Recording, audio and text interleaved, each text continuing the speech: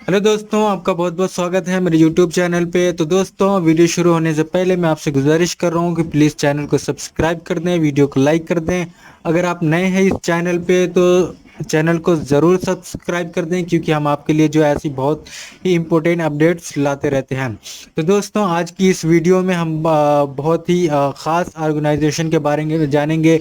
एक इंस्टीट्यूशन के बारे में जानेंगे जो यूपीएससी एस्पायरेंट को जो है फ्री कोचिंग कराता है। जी हाँ दोस्तों, वो ऑर्गेनाइजेशन, वो इंस्टीट्यूशन जो है हज कमेटी ऑफ इंडिया है।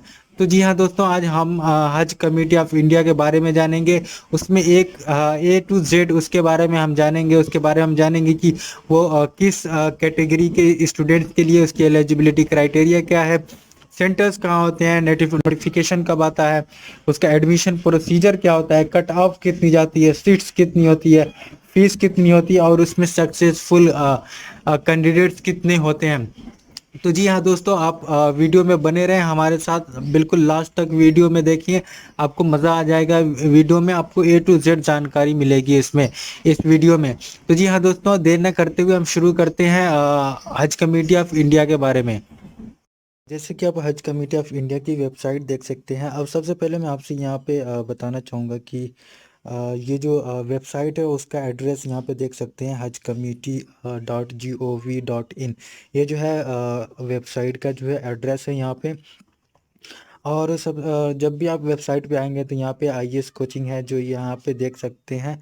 तो यहाँ पे जब क्लिक करेंगे तो आपको कोचिंग एंड गाइडेंस सेल मिलेगा। यहाँ पे जब इस पे क्लिक करेंगे तो आप यहाँ नीचे आएंगे तो यहाँ पे जितनी भी जानकारी आपको, notification, information, result, form fill up करना होगा, तो सारा जो है आप यहाँ से जो है फॉर्म फिलअप कर सकते हैं। सारी इन्फॉर्मेशन जो है आपको यहाँ से मिलेगी। तो ये तो हो गया उसका। तो थोड़ा सा हम हज कमेटी के बारे में भी जान लें कि हज कमेटी क्या है। तो हज कमेटी, जब भी आप वेबसाइट पे आएंगे तो यहाँ पे आप नीचे देखेंगे कि हज committee body of ministry and minority affair. तो ये क्या है, स्टैट्यूटरी बॉडी है of ministry of minority affairs के अंतर्गत आती है। और ये जो है इसकी जो शुरुआत हुई थी फ्री आईएएस कोचिंग की, वो जो है सन 2009, सन 2009 में हुई थी। तब से जो है इसका काफ़ी शानदार जो है परफॉर्मेंस रहा है। तो ये तो होगी इंट्रोडक्शन की बात। इसके बाद जो है हम जो जो भी पॉइंट मैंने बताया था उसको उस पॉइंट को जो है चलिए हम देखते हैं, समझते हैं उस पॉइंट। तो उसमें सबसे पहले चीज़ आती है category of student. Category of student से मतलब है कि इसके कौन सी कम्युनिटी, कौन सी कैटेगरी के जो है स्टूडेंट इसमें जो है एलिजिबल हैं एडमिशन लेने के लिए। जैसे कि यहाँ पे देख सकते हैं, पहला तो माइनॉरिटीज़ होगी। जितनी भी माइनॉरिटीज़ आती है हमारी इंडिया में, जो 6 माइनॉरिटी आती हैं इंडिया में, वो एलिजिबल हैं इसके लिए। और उसके बाद यह जो भी SC ST जो भी कैंडिडेट्स हैं, जो SC ST से बिलोंग करते हैं, वो सारे इसमें एलिजिबल हैं। और इसमें दूसरी बात ये आती है कि ये क्या वुमेन के लिए है, जो जनरल कैटेगरी या किसी भी कैटेगरी की वुमेन है, क्या वो इसमें एडमिशन ले सकती है। तो इसका जो आप प्रोस्पेक्टस पढ़ेंगे तो उस प्रोस्पेक्टस में जो है ऐसा कहीं मेंशन नहीं किया गया है कि वुमेन के लिए नहीं है। वुमेन के लिए है, जो जनरल कैटेगरी से आते हैं उनकी वुमेन के लिए है। ऐसा मैंने कहीं नहीं देखा। तो इसलिए हम मान के चल रहे हैं कि ये जो है माइनॉरिटीज़ और SC ST जो कि वहाँ पे साफ मेंशन किया गया है, तो मान के चल रहे हैं जितनी 6 माइनॉरिटीज़ आती हैं, फिर SC ST आती हैं, उसमें जो है यहाँ पे एलिजिबल है। तो इसमें जो है दूसरी चीज़ दे सकते हैं, नोटिफिकेशन कब आता है इसका। तो इसकी नोटिफिकेशन की बात करें तो इसका नोटिफिकेशन जो है मार्च अप्रैल में जो है इसका नोटिफिकेशन आ जाता है। मार्च अप्रैल में जो है इसका नोटिफिकेशन आता है। तो इस बार ये हुआ कि पेंडेमिक होने की वजह से जो इसका नोटिफिकेशन जो है अक्टूबर में आया था, और इसका जो है काफ़ी जल्दी इंट्रेंस होके फाइनल लिस्ट भी हो गया था इसकी। अब तो क्लास भी स्टार्ट हो गई होगी, जो कि काफ़ी जल्दी हुआ था इसका। और भी जो कोचिंग है, RCS हैं, उनके अकॉर्डिंग जो है इसका काफ़ी जल्दी हुआ था। तो जैसे कि आप समझ गए कि इसमें नोटिफिकेशन जो है मार्च अप्रैल में आता है। अगर आप इसके लिए प्रिपेयर करना चाहते हैं तो आप अभी से जो इसके लिए प्रिपेयर करेंगे तो सही रहेगा। फिर इसके बाद देखते हैं क्या है। तो उसके बाद हमने जान लिया कि नोटिफिकेशन कब आता है। नोटिफिकेशन के बाद आता है कि एलिजिबिलिटी क्राइटेरिया क्या होती है उसमें। तो एलिजिबिलिटी क्राइटेरिया में सबसे पहले तो यहाँ पे ग्रेजुएशन होना चाहिए। ग्रेजुएशन किसी भी रिकॉग्नाइज्ड यूनिवर्सिटी से आपका ग्रेजुएशन होना चाहिए। और उसमें दूसरी चीज़ ये होती है कि एज एज का भी वेटेज रहता है कि एज कितने एज में। तो यहाँ पे एज जो है दिया हुआ है कि एज 20 होना चाहिए, 20 से लेके 29 तक जो है एज होनी चाहिए। और जो JNK के जो स्टूडेंट हैं, जो कैंडिडेट्स हैं, उनके लिए कुछ छूट है इसमें एज में। तो वो जो है देख सकते हैं, अगर वो उनकी जो एज ज़्यादा हो रही है तो इसके बाद जो है उसमें देखते हैं। तो इसके बाद जो है हमारा एडमिशन प्रोसेस आता है। तो एडमिशन प्रोसेस में जैसे कि आप यहाँ पे देख सकते हैं, GS होता है, SC होता है और इंटरव्यू होता है। इसमें तीन चीज़ें होती हैं। तो GS में जो है आपको 50 जो है MCQ मिलते हैं, जो कि ईच 2 नंबर का होता है। और 2 नंबर का होता है, तो उसमें निगेटिव मार्किंग भी होती है। तो ये 2 नंबर का होता है। तो कुल जो है 100 मार्क्स के जो है MCQs होते हैं। 100 मार्क्स के MCQs होते हैं। फिर उसके बाद जो है एसए में आते हैं। तो एसए जो है यहाँ 50 मार्क्स का जो है एसए होता है। तो जो भी इस साल जो भी हुआ था उसके बेसिस पे मैं बता रहा हूँ, जो इस साल हुआ था, जिस तरह इंट्रेंस हुआ था उसके बेसिस पे मैं बता रहा हूँ। तो इसमें एसए भी 50 मार्क्स के होते हैं और इंटरव्यू जो है वो भी 50 मार्क्स का होता है। तो ये इंटरव्यू भी जो है 50 मार्क्स का होता है। जब मैं कट ऑफ दिखाऊंगा तो उसमें आप देख लेंगे। और जो उन्होंने रिलीज़ की थी फाइनल लिस्ट, उसमें भी कट ऑफ में प्रूफ के साथ दिखाऊंगा उसमें। तो आप वीडियो को जो लास्ट तक देखिए। तो जो है इसके बाद आता है आपका सिलेबस। तो इसमें सिलेबस आपको बहुत क्यूरियस होगा जानने के लिए कि मतलब सिलेबस क्या होता है। तो आपको सिलेबस में बता दूं, जो यूपीएससी का जो है प्री का जो सिलेबस होता है, तो मेनली जो है उसी पे बेस्ड होता है सारी चीज़ें। उसी पे आती है। हिस्ट्री हो गया आपका, हिस्ट्री, ज्योग्राफी, पॉलिटी, तो सारी चीज़ें जो है उसी पे बेस्ड होती हैं। तो उस पे जो मैंने पिछले उसमें बताया कि जो MCQs होते हैं, उस MCQs में जो है CSAT भी आते हैं, उसका जो अलग से अभी तो उसमें इस बार जो है अलग से CSAT तो नहीं लिया था, उसी में जो है CSAT उसमें भी था। तो सिलेबस जो है यूपीएससी का जो सिलेबस होता है वही इसका भी सिलेबस होता है। तो फिर उसके बाद हम देख लेते हैं कि इसका एंट्रेंस टेस्ट सेंटर कहाँ होता है। अब तो अगर आपने फॉर्म भर लिया है, एडमिशन प्रोसेस जान लिया है, तो अब ये जान लें कि टेस्ट सेंटर कहाँ होते हैं। तो इस बार का बता दूं, तो इस बार तो कोई ऑनलाइन हुआ था इसका। MCQ जो MGS हुआ था, ऑनलाइन हुआ था। तो इसमें जो पहला जो सेंटर है वो दिल्ली है, फिर दूसरा मुंबई है, तीसरा कोलकाता है, चौथा हैदराबाद, पांचवा पटना है, छठा श्रीनगर है, सातवां गुवाहाटी है, आठवां रायपुर है। तो बेसिकली इंट्रेंस सेंटर देने का एक वो होता है कि जिस स्टेट से ज़्यादा कैंडिडेट्स आते हैं उस स्टेट्स में जो है वो सेंटर प्रोवाइड करते हैं, जो मेन सिटी होती है उस स्टेट्स की। तो अभी जो इस साल का जो उन्होंने सेंटर जो दिया था, वो ये सारे सेंटर थे, 8 सेंटर इसमें दिया था। हालांकि इसमें बेंगलुरु भी होता है, तो इस बार शायद उन्होंने बेंगलुरु नहीं दिया था। तो ये तो हो गया टेस्ट सेंटर के बारे में। तो फिर उसके बाद देखते हैं क्या आता है। तो उसके बाद यहाँ पे फाइनली देखिए हम कट ऑफ देख सकते हैं। तो कट ऑफ यहाँ पे GS से इंटरव्यू, तो यहाँ पे कट ऑफ GS का तो कोई मायने नहीं रखती कि GS में कितना कट ऑफ जाती है, एसए में कितना कट ऑफ जाती है, या इंटरव्यू में कितना कट ऑफ जाती है। इसका जो टोटल होता है 200 मार्क्स का हुआ था, 200 मार्क्स में कितना कट ऑफ जाती है वो इम्पोर्टेंट होता है। क्योंकि GS में किसी का ज़्यादा, किसी का कम हो सकता है, या एसए में किसी का ज़्यादा, किसी का कम हो सकता है। उसी तरह इंटरव्यू में भी किसी का ज़्यादा या किसी का कम हो सकता है। तो यहाँ पे जो कट ऑफ गई थी वो जो है, चलिए मैं आपको दिखा देता हूँ। ये वो जो उसकी तो देख सकते हैं यहाँ पे ये जो फाइनल मेरिट लिस्ट जो है उन्होंने निकाली थी 100 प्लस कैंडिडेट्स की। तो उसमें जो क्या क्या शामिल था, आपका इंट्रेंस टेस्ट शामिल था। इंटर टेस्ट में जो है GS शामिल था, यहाँ पे देख सकते हैं 100 मार्क्स। फिर इससे रिटेन मार्क्स, यहाँ पे इंटरव्यू था, टोटल यहाँ पे है, एवरेज है। तो यहाँ पे सारी चीज़ें थी, यहाँ पे देख सकते हैं हम। यहाँ पे जो फर्स्ट रैंक है जिनका, उन्होंने जो है मार्क्स किया था आउट ऑफ 100, यानी जीएस में जो है उनके इतना आए थे, एसए में जो है इतना है और इतना है। तो ये तो फ़र्क नहीं पड़ता कि इसका कितना है कितना नहीं है। तो मेन कट ऑफ जो होती है हम देखते हैं वो जो इसमें कितना सिलेक्शन होता है। तो इसमें सिलेक्शन जो है 50 कैंडिडेट्स का होता है फर्स्ट लिस्ट में, और फिर बाकी जो है सेकेंड लिस्ट यानी वेटिंग लिस्ट होती है उसमें 10 कैंडिडेट्स का जो है सिलेक्शन होता है। तो यहाँ पे आपने देख लिया, तो चलिए 15 रैंक पे चलते हैं और उस पे देखते हैं कि उसमें जो है 50 रैंक की जो है कट ऑफ कितनी गई थी। तो वही कट ऑफ मानी जाती है कि जितनी भी होती है। तो देख सकते हैं यहाँ पे जो है 50 रैंक है इनका। तो यहाँ पे जीएस में इन्होंने इतना स्कोर किया था, और जो है एसए में इन्होंने इतना स्कोर किया था, और इंटरव्यू में इतना स्कोर किया था। तो ये मेन जो है ये ऑल ओवर, यानी कि आउट ऑफ 200 में जो है इन्होंने स्कोर किया था 130.89 का है जो है यहाँ पे 200 में जो है इतना स्कोर किया था। तो कट ऑफ जो है इसी को हम मान के चलेंगे क्या, यही कट ऑफ ही है। आउट ऑफ 200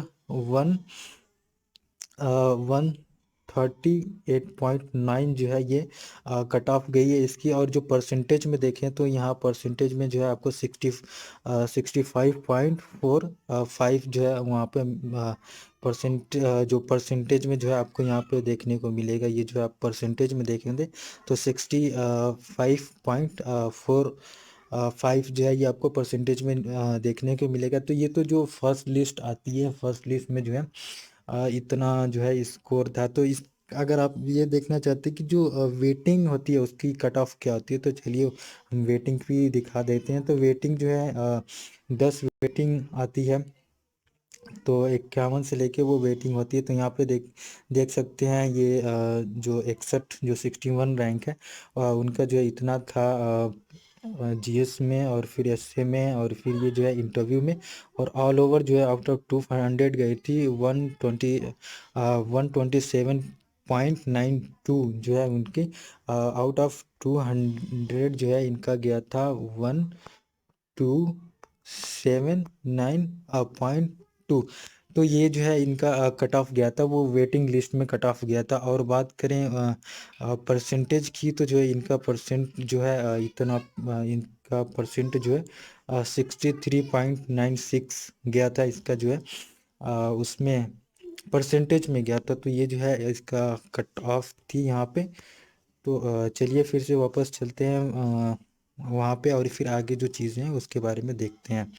तो जैसे कि आपने कट ऑफ देखा, तो कट ऑफ जो है मैंने जो फर्स्ट सिलेक्टेड लिस्ट जो आई थी, यानी कि जो उन्होंने फाइनल मेरिट लिस्ट बनाई थी जिसमें जीएस एसए और इंटरव्यू तीनों शामिल थे, उसकी जो भी 200 का जो होता है। क्योंकि जैसे कि मैंने बताया कि इसमें जो है 50 क्वेश्चंस होते हैं, ईच 2 मार्क्स के होते हैं, तो 100 हुए। और इसमें एससे जो है 50 और इंटरव्यू जो है 50 का हुआ। तो कुल मिला के जो है 200 हुआ है। तो 200 में से जो भी जितना भी हुआ है, आपको मैंने वेटिंग लिस्ट का भी दिखाया और जो फर्स्ट लिस्ट में आता है उसका भी दिखाया कि कितना कट ऑफ जाता है। तो आप तो समझ गए होंगे, जान गए होंगे। तो इसके बाद चलते हैं नेक्स्ट स्लाइड में, मूव करते हैं कि नेक्स्ट स्लाइड में क्या है। तो नेक्स्ट स्लाइड में आने के बाद देखते हैं सीट्स अवेलेबल। तो जैसे कि मैंने आपको दिखाया उसमें पीडीएफ में कि वहाँ पे जो है फर्स्ट लिस्ट में जो है 50 कैंडिडेट्स का जो है सिलेक्शन होता है। तो 50 कैंडिडेट्स का सिलेक्शन होने का मतलब ये है कि उसमें ज़्यादा सीट्स नहीं है, तो ये 50 सीट्स जो है ये होगी। तो 50 सीट्स मान के चल सकते हैं। फिर बाकी जो है वेटिंग लिस्ट में जो है 10 कैंडिडेट्स का जो है सिलेक्शन होता है। तो ये 50 प्लस एंड तो 60 यानी 60 सीट्स जो है अब मान के चल सकते हैं कि उसमें जो है 60 सीट्स हैं। तो जो काफ़ी ज़्यादा सीट्स नहीं है। तो इसमें जैसे कि मैंने आपको दिखाया ना उसमें कि 50 होता है सिलेक्शन में, फिर उसके बाद जो है 10 जो है उसमें क्या बोलते हैं उसको कि वेटिंग लिस्ट में होता है। तो उसका जो सिलेक्शन होता है, तो कुल मिला के जो है 60 सीट्स जो है वहाँ पे हैं। तो यहाँ पे आपने सीट्स अवेलेबिलिटी भी जान ली। तो उसके बाद देखते हैं नेक्स्ट स्लाइड में क्या है। तो यहाँ पे नेक्स्ट स्लाइड में जो फीस, ये काफ़ी इम्पोर्टेंट है। आप क्यूरियस होंगे इसके जानने के लिए कि फ़ीस कितनी होती है। तो इसमें फ़ीस में आपको जो है कॉशन मनी आता है, फिर मेस बिल आता है और एक्स्ट्रा। तो ये है क्वेश्चन मार्क, यहाँ पे देख सकते हैं कि क्या कोई एक्स्ट्रा फीस भी लगती है यहाँ पे। तो यहाँ पे पहले हम कॉशन मनी में बात करते हैं। तो इस साल की जो कॉशन मनी उन्होंने रखा था वो जो है 50,000 यानी 15,000 रखा था, जो कि ये रिफंडेबल होता है। रिफंडेबल कब होता है? जब आप मेन जो यूपीएससी होता है उसका जो प्री दे लेते हैं, तो जो है उसके बाद ये रिफंड किया जाता है, उससे पहले नहीं किया जाता है। तो यहाँ पे मेस बिल, तो आप नोटिफिकेशन में देखेंगे कि वहाँ पे मिस बिल यानी फूडिंग का जो होता है, फूडिंग लॉजिंग का जो होता है वहाँ पे अ, उसका जो बिल होता है वो तो नहीं मेंशन किया गया होता है। ये मैं अपनी तरफ से बता रहा हूँ कि इसमें कितना हो सकता है। तो आप किसी भी आरसीए में देखेंगे तो इसका जो मेस बिल होता है वो 3,000 यानी कि 3,000 होता है, इससे ज़्यादा नहीं होता। तो ये मुंबई है, तो इसका जो है आप ज़्यादा से ज़्यादा मान सकते हैं कि 3,500 हो सकता है उसका मिस बिल। यहाँ इतना भी हो सकता है, इतना भी हो सकता है, उससे ज़्यादा तो मुझे पता नहीं, लेकिन इतना ज़रूर हो सकता है। तो फिर उसके बाद होता है क्या कोई एक्स्ट्रा कोई पैसे लगते हैं, उसमें कोई फीस लगती है? तो जैसे कि आप नोटिफिकेशन में भी देखते हो उसमें कोई मेंशन नहीं है कि एक्स्ट्रा फीस का कोई पैसा लगता है नहीं लगता है। वहाँ जाने के बाद जो है आपको बताते होंगे तो वो लग सकता है, लेकिन जो नोटिफिकेशन या ऐसे कोई भी एक्स्ट्रा जो है हिडन चार्जेस जिसको बोल सकते हैं वो तो नहीं पता। लेकिन जो नोटिफिकेशन में उन्होंने ओपनली बोला उसमें कोई एक्स्ट्रा चार्जेस जो है का कोई जिक्र नहीं है। बाकी आपको ये कॉशन मनी का जिक्र है और फिर मेस बिल है, तो उसका भी ये जिक्र नहीं है कि कितना लगेगा। तो वहाँ आपको जाने के बाद ही पता चलेगा कि वो कितना लगता है। तो ये भी आप क्या आपने जान लिया होगा। तो फिर उसके बाद चलते हैं नेक्स्ट स्लाइड में, मूव करते हैं, उसमें देखते हैं क्या है। फिर उसके बाद जो है आपको इसमें ये होगा कि इसकी फैसिलिटीज़ उसमें क्या क्या दी जाती हैं। तो अब जाहिर सी बात है, आप फैसिलिटीज़ तो आपको जानना ही चाहेंगे। तो फैसिलिटीज़ में जो सबसे पहली चीज़ आती है यहाँ पे रखा है स्पोर्ट्स है। स्पोर्ट्स यहाँ पे जो मैं बता दूँ आपको कि जो इंडोर स्पोर्ट्स होते हैं वहीं पे होते हैं। इंडोर्स इस स्पोर्ट्स में जैसे आपके कैरम आ गया, ये टेनिस, टेबल टेनिस आ गया, जिम आ गया वगैरह, ये सारी चीज़ें जो है आपको इसमें देते हैं, स्पोर्ट्स कैटेगरी में आते हैं। फिर उसके बाद आपको ऑब्वियसली तो लाइब्रेरी तो एक्सेस करने को मिलेगी। लाइब्रेरी में जो है आपको बुक्स मिलेंगी, जितनी भी सारी आपको रिक्वायरमेंट है, बुक्स है, नोट्स है, ये सारी चीज़ें जो है आपको 24 घंटा जो है आपको ये सारी चीज़ें यहाँ पे लाइब्रेरी में मिलेंगी सारी चीज़ें। फिर उसके बाद फैसिलिटीज़ में जो कि मान ही सकते हैं, फैसिलिटीज़ में डिस्कशन रूम होता है, जैसे स्टडी रूम भी होता है, जिसको कह सकते हैं एक डिस्कशन भी रूम होता है, जिसमें आप फ्रेंड्स के साथ या जो भी आपके फेलो स्टूडेंट्स हैं या जो भी आपके साथ हैं क्लासमेट्स हैं उनके साथ डिस्कशन करना चाहते हैं किसी भी तरीके का, तो उसके लिए डिस्कशन रूम भी दिया है, स्टडी रूम भी देते हैं। और आपको एक्सेस करने के लिए जैसे कंप्यूटर वगैरह भी जो है उसका आ, वो भी देते हैं। ये सारी चीज़ें मतलब यहाँ पे फैसिलिटीज़ में आती हैं, आप जब जाएंगे तो वहाँ पे देख सकते हैं। तो ये जितना भी उन्होंने बताया है, जो भी इस साल का रहा है उन्होंने जो बताया है, जिन्होंने डिस्क्लोज़ किया उतना, तो उसमें जो है आपको ये फैसिलिटीज़, ये सारी फैसिलिटीज़ इसमें दी जाती हैं। तो ये तो हो गया इसमें फैसिलिटीज़ के बारे में। तो चलिए नेक्स्ट स्लाइड में चलते हैं, देखते हैं उसमें क्या है। तो फिर उसके बाद आता है सक्सेसफुल कैंडिडेट्स। तो सक्सेसफुल कैंडिडेट्स में तो सबसे पहले नाम आता है आपका जुनैद अहमद। तो दोस्तों जैसे कि आपने वहाँ पे सारे पॉइंट्स देखे हैं, वहाँ पे आपने जितने भी जो पॉइंट्स है 10-11 पॉइंट्स जो है जो कि काफ़ी अच्छे से मेरे ख्याल से मैंने बताया है। आप भी कमेंट करके बताइएगा कि कैसा बताया मैंने जो भी एक्सप्लेन किया है। अगर इसके रिगार्डिंग और भी कोई आपको क्यूरीज है तो आप जो ज़रूर कमेंट सेक्शन में पूछिए, जो भी क्यूरीज है। तो इसमें सारे पॉइंट्स को मैं कवर कर रहा हूँ। और ये इसमें एक खास ज़रूरी बात मैं बताना चाहता हूँ कि इसमें जो है मैं जितनी भी आरसीएस हैं, जितने भी जो इम्पोर्टेंट आरसी हैं, अच्छा आरसी हैं, उसकी जो मैं एक सीरीज़ बना रहा हूँ जिसमें मैं ये सारे पॉइंट्स जो हैं उसमें कवर करूँगा। तो जिसके लिए मैं आपसे वो गुजारिश कर रहा हूँ कि जो है चैनल को सब्सक्राइब कर दें, क्योंकि जो आप ऐसी कोई भी इंफॉर्मेशन जो आप मिस ना कर पाएँ, जिसमें आपको जो है एक आईएएस या जो भी आपका सपना है उसमें बनने में जो है रुकावट आए, तो इसलिए जो है आप सब्सक्राइब करके रखें। तो इस वीडियो में इतना ही, आगे जो है नेक्स्ट वीडियो में फिर से मिलेंगे। Thank you.